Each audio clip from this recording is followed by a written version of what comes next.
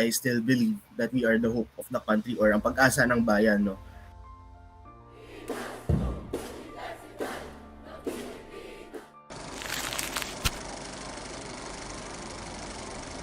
Hi guys, so ako pa si Marco Manyaol ng Kabataan Party List Katipunan at ako yung chairperson ng organization.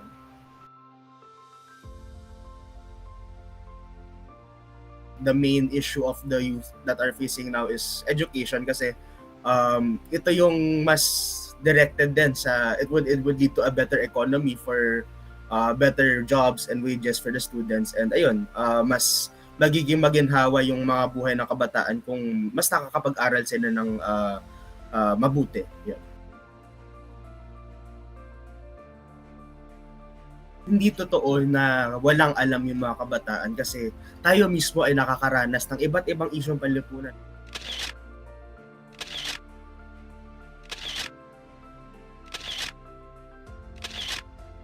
And therefore, it's good na kailangan na mas makisangkot nga yung kabataan sa iba't ibang discussions. Important din na yung mga kabataan ay mag-integrate or lumubog sa masa, no?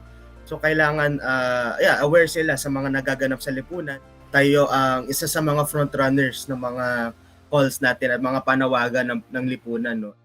Bilang mga kabataan, tayo yung pinakamasigla, no? At pinakamay kakayahan na gumawa nito bilang may mailalaan pang oras at lakas.